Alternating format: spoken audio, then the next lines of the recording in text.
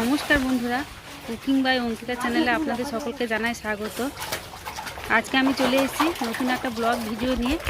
এই ভিডিওটাতে অনেক কিছু দেখার আছে, আপনারা প্রথম থেকে শেষ পর্যন্ত দেখবেন, খুবই ভালো লাগবে আশা করি। তো চলো বেশি দেরি না করে ভিডিওটা শুরু করা যাক।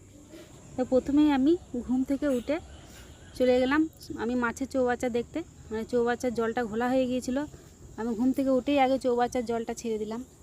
ছেড়ে দেওয়ার পরে আমি চলে এলাম বাকি কাজে। ও পিছন দিকে আমার গেটটা খোলা হয়নি, যেখানে আমি রান্না বান্না করি ওই দিকে, ওই জন্য আমি আগে ওই গেটটা খুললাম। খোলার পরে বাসি বাসন ছিল সেইগুলোকে বার করলাম, একটু জল দিলাম। আর বাবা ওই দেখো ওইদিকে ওই সামনে গেট দিকে ঘুরে ওই দিকে গিয়েছিলো, দিয়ে জাম পিছনে একটা বড় জামের গাছ আছে, জাম কুড়াচ্ছিল, বড় বড় জাম, গোলাপ জাম, ওইটা আমাদের খুব মিষ্টি জামটা খেতে। এরপরে আমি মুখটা ধুয়ে দিলাম।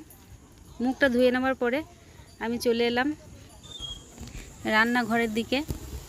আমি চা বানাবো, আমি দুধ চা চাপিয়ে দিলাম এইদিকে। আর মা সকালেই উঠেছিল, বাবা তো লাল চা খায়, বাবা আগে দুধ চা খুবই খেত, কিন্তু ডাক্তারের নিষেধ হওয়ায় বাবা দুধ চাটা খায় না, নাহলে খুব দুধ চায়ের ভক্ত ছিল বাবা। দিয়ে মা সকালে উঠেই লাল চাটা বানিয়ে বাবাকে দেয়, ওরা আগে ওঠে। এবার আমি চা চাপালাম দুধ চা।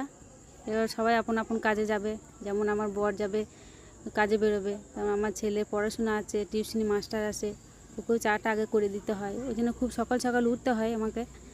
ওইদিকে আবার চৌবাচ্চার জলটা ছাড়া আছে, আমাকে দেখতে হবে। আর এদিকে আমি চাটা নিয়ে সবাইকে দেব। চা আমার রেডি হয়ে গিয়েছে, সবাইকে দেবো গা। চলো চাটা খেয়ে আমি আবার যাবো ওইদিকে, যে চৌবাচ্চার জল বার করতে দিয়েছিলাম সেটাকে দেখতে যাব। চৌবাচ্চার জলটা পুরোটাই মরে গিয়েছে। এবার আমি চৌবাচ্চার জল ভর্তি করব। আমি চলে গেলাম পাইপ লাগাতে, মোটর থেকে আমি জল দিই, ওই জন্য পাইপটা আগে লাগিয়ে দিলাম। লাগিয়ে আমি চৌবাচ্চা ভর্তি করব। চৌবাচ্চা ফেলে দিলাম। এরপর আমি ওই যে চৌবাচ্চার ভিতরে অনেক পাতা পড়েছিল, আমের পাতা, সামনে আম গাছ তো চৌবাচ্চার ওপরেই, ওই জন্য পাতা খুব খসে পড়ে। আমি দেখলাম অনেক পাতা পড়ে আছে, তাই পাতাগুলোকে একটু তুলে দিলাম। আর চৌবাচ্চার ভিতরে এত শ্যাওলা পড়ে আছে, দাঁড়ানো যায় না, খুব ভয় লাগে নামতে। এবার চৌবাচ্চা পাতাগুলো ফেলে দিলাম। ফেলে দেওয়ার পরে ওখানটা যে জল বেরোলো মাছের জল, ওখানটা খুব নোংরা হয়েছিল, ওখানটা একটু ধুয়ে দিলাম। মাছের জল তো, মাছের জল, ওই জন্য আমি ধুয়ে দিলাম। ধুয়ে দেওয়ার পরে আমি এখন যাব বাকি কাজ সারতে, ততক্ষণ আমার চৌবাচ্চাটা ভর্তি হোক। আমি চললাম ওইদিকে, যে বাসি বাসনগুলো বার করে রেখেছিলাম ওই বাসনগুলোকে ধুয়ে নেবো। জল ঢুকছে। এরপর আমি চলে এলাম বাসি বাসন ধুতে, অনেক বাসন থাকে তো, ওই জন্য বাসনগুলো আমি ভালো করে ধুয়ে মুছে পরিষ্কার করে নেব। এবার সকালে খুব বেশি বাসন হয় না, আমি রাতে কিছু বাসন ধুয়ে রেখে দিই, তাহলে গ্যাসটাও মুছে রেখে দিই, ওই জন্য সকালে অত চাপ থাকে না, বাসনটা ধুলেই হয়। আর মা এদিকে একটু গর্ত হয়েছিল, ওখানে একটু বালি মাটি এনে রেখে দিল, গর্তটা পূরণ হয়ে যাবে বলে। আর মা এইসবই কাজই বেশি ভালো পারে। বাড়ির কোথাও আশেপাশে কোথাও নোংরা হয়ে আছে সেখানে একটু ঝাঁট দেবো, কোথাও একটু নোংরা জড়ো হয়ে আছে সেটা ফেলবো, এইসব কাজই খুবই পারে মা, করে ভালোবাসায় করতে। ওই জন্যে আমাকে আবার তাড়াতাড়ি বাসন দিয়ে চলে যেতে হবে, মুড়ি খাবার বানাতে হবে। আমার বাসন ধোয়া শেষ হলো, এবার আমি যাব রান্নাঘরের দিকে, ওখানে আবার মুড়ি খাবার বানাতে হবে। ওই জন্য আমি চলে গেলাম। আলু আমি কাটলাম, আলু কেটে কলাই তো আগে থেকে ভিজিয়ে রেখেছিলাম, কলাই আলু সেদ্ধ হবে। ইন্ডাকশানে দেখলাম ইন্ডাকশানের লাইন নেই, ওই জন্য হলো না। আবার লাইটারটাও ভিজে গিয়েছে, লাইটারটাও ভালো জ্বললো না, ওই জন্য গ্যাস লাইটে জ্বাললাম। এরপরে চলে যাব স্নান করতে। স্নান করে এসে বেরিয়ে আমি ফুল তুলতে যাওয়ার সময় দেখি আমার ওই ভাইটা, আমরা যে জমিতে তিল লাগিয়েছিলাম, মিলছে, ওই জন্য আর ফুল তোলা সিনটা দিলাম না। আমি তাহলে ভাইয়ের তিলটা মিলছে, তিলের সিনটা দিই। তিলটা এই দেখো পেকে গিয়েছিল, ওই জন্য রাস্তায় মিললো, এবার খুব ভালো করে শুকাতে হবে, না শুকালে তিল ঝরবে না, ওই জন্য রাস্তায় মিলেছে। এরপরে বাগানে বসে বসে ওই দেখো বাবা সে ট্রাক্টরের মাথার উপর যে ছাউনিটা থাকে ওইটা সেলাই করছিল, ছিঁড়ে গিয়েছিল, নতুন তিরপল কিনে ওটা সেলাই করলো। আর এইদিকে আমি দেখলাম কলা আলু চাপিয়ে দিয়েছিলাম, আমি স্নান করে এসে বেরিয়ে দেখলাম সেদ্ধ হয়ে গিয়েছে, বন্ধ করে দিলাম। আমার ছেলে মুড়ি চাইলো, মুড়ি দিতে গিয়ে দেখি মাছটা চলে এসেছে, বললো আর খাবো না। আর এইদিকে দেখলাম চৌবাচ্চা ফুল হয়ে গেছে, আমি মোটরটা বন্ধ করে দিলাম। বন্ধ করে দিয়ে আমি চলে গেলাম রান্নাঘরের দিকে। এদের বাবা তো ভাতের জন্য খুবই তাড়াতাড়ি করে, মা বললো আগে আমাকে কলাই বেটে দাও, বড়া বানিয়ে বাবাকে একটা পোস্ত করে দেবো। তো আমি তাড়াতাড়ি কলাইটা বেটে মাকে দিলাম, মা বাবার জন্য তরকারিটা বানিয়ে দিল। বাবা একটু বয়স্ক লোক তো, ওই জন্য খুব তাড়াতাড়ি মানে খেতে চায় আর কি, খিদে পায়। সারাদিন সকাল থেকে কিচ্ছু খায় না, বারবার শুধু চা খেয়েই থাকে। ওই জন্য ভাতটা খায় দুপুরে, আর রাতে একবার খায়, খুব বেশি খায়ও না, ওই জন্য দিয়ে দিলাম। আর এইদিকে আমি একটা কচি লাউ পেয়েছি, লাউটা আমাদেরকে দিয়ে গিয়েছে এক মামিমা পাড়ার, ওই জন্য খুব কচি লাউটা, লাউ মসুরি হবে আজকে। আর বটিটা খুব ভোঁতা ছিল, কাটছিল না, মা আবার ওই বটিটা দিল, ধার বটিটা। রান্না বান্না সবই নিরামিষ। সেদিন ছিল বৃহস্পতিবার হয় কি শনিবার, অতটা ঠিক মনে নেই, কারণ ভিডিওটা আগে যেদিন করি সেদিন তো এডিট করা হয় না, পরবর্তীকালে এডিট করে তারপরে দিতে হয়। আমি শ্যুটটা করে দিই, তোমাদের দাদা ভাই এডিটটা করে, আমি এডিটটা অত সুন্দর করতে পারি না, ওই জন্য এডিটটা করে দেয়।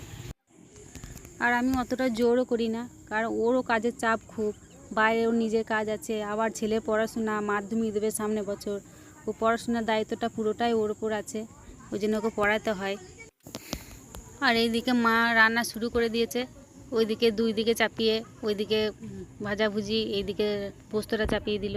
আর আমি কেটে পোস্ত বেটে দিলাম, মশলাও বাটলাম, আমি বাটাবাটি কাজটা সেরে ফেললাম।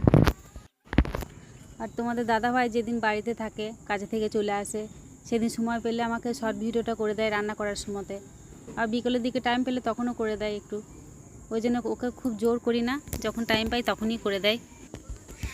আবার আমার এখানে রান্না বান্না করতে একটু ভয়ই লাগে, কারণ বাবা রান্না খুব সহজে মুখে লাগে না, কেন বাবা একসময় খুব ভালো রান্না করতো, এমনকি আশেপাশে বাড়ি কোনো অনুষ্ঠান হলে বাবাকে ডেকে নিয়ে যেত, এই জন্য কোনো টাকা পয়সা নিত না, এমনিই যেত রান্না করতে।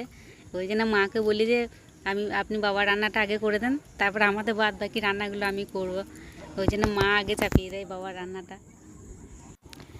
আর বাবা মাঝে মাঝে এসেও আমাদের কাছে এসে বসে, কী কী রান্না করছি দেখে, এবার মনে হলে যদি মনে হয় তাহলে নিজেই এবার রান্না করতে শুরু করে দেয়। আমার শর্ট ভিডিওগুলো দেখলে আপনারা বুঝতে পারবেন যে বাবা মাঝে মাঝে রান্না করতে বসে। মা রান্না বান্নাটা করে নিল বাবার, তারপর আমি বসলাম, মা ভাতের হাঁড়িটা ভরে দিল। মা তো বেশিক্ষণ বসে থাকতে পারে না, ওই জন্য আমি কিছু বলিও না, চাপ দিই না।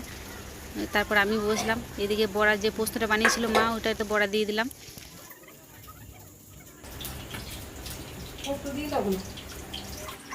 ওইদিকে পটলটা চাপিয়ে দিয়ে আমি তরকারিতে পোস্তটা দিয়ে দিলাম। তরকারিটা নামানো দেখাতে পারিনি, একা হাতে শ্যুট করা তো একটু অসুবিধা, ওই জন্য বন্ধ হয়ে গিয়েছিল, দেখাতে পারিনি। আর এদিকে আমরা পেরে নিয়ে এসে আমি আমরা কাটছি, আমরা টক বানাবো বলে। আমাদের সবাই টক খেতে খুবই ভালোবাসে, চাটনিটা অত পছন্দ করে না, তাই টকটাই বেশি হয়, ওই জন্য টকটাও চাপিয়ে দিলাম এদিকে। আর টকটা রান্না করতে খুব সহজই ওঠে, টকটা রান্না করতে সেরকম কিছু লাগে না, একটু 5 ফোড়ন লঙ্কা ফোড়ন দিলেই হয়। আর সর্ষে দিই শেষকালে, ঝোলটা যখন ফুটে যায় তখন সর্ষেটা দিয়ে আমি বড়াগুলোকে দিয়ে ঢাকা দিয়ে দেবো। এরপর আমি ওই দিকে দিলাম কড়াইটা, এইদিকে আমি যে আমার লাউটা ছিল, লাউ মুসুরিটা আর কি, ওইটা আমি একবার ছুঁকে নেব। আর এটাও ছুঁকতে খুব বেশি মশলা দেবো না, এটা একটু ফোড়ন দেবো, তেজপাতা লঙ্কা দেবো একটু ফোড়ন, এরপরে একটু এখানে জিরে বাটা আছে, জিরে বাটাটা দিয়ে আমি লাউটাকে ছুঁকে দেবো। আর তো সব নিরামিষ, ওই জন্য খুব বেশি আদা পেঁয়াজ রসুন দিইনি। মশলাটা আমার রেডি, এবার আমি ডালটা ছেড়ে দেবো, লাউ ডালটা গরমে খেতে খুবই ভালো লাগে, ঠান্ডা জিনিস বটে এটা, ওই জন্য লাউটা বাবা খায় না, আমরাই খাই লাউটা, ওই ডাক্তারের নিষেধ আছে, ওই জন্য অনেক কিছুই বাবা খায় না, লাউটা শুধু আমরাই খাবো। গল্প করতে করতে প্রায় আর রান্না আমার শেষের দিকে হয়ে গিয়েছে বলতে গেলে। ওইদিকে টকের বড়াটা দেওয়া হয়নি, বড়াটা দিয়ে একটু ফুটিয়ে নিয়ে আমি টকটা নামিয়ে দিলাম, বাস রান্না সব শেষ। এবার আমি সব ভরে দেবো ঘরে মিটকেসের মধ্যে। আজকে দুপুরে খাওয়া দাওয়া করবো, তো রান্নাটা আর একবার দেখিয়ে দিই চলো। এখানে আছে পটল ভাজা, এখানে আছে ভেন্ডি ভাজা, এখানে কিন্দুরি আলু পোস্ত ভাজা, আর এখানে আছে কুমড়ো ভর্তা, এখানে লাউ মসুরি ডাল, আর এখানে আছে বড়া টমেটো আলুর তরকারি, আর এখানে আছে বড়া আমড়া আলু দিয়ে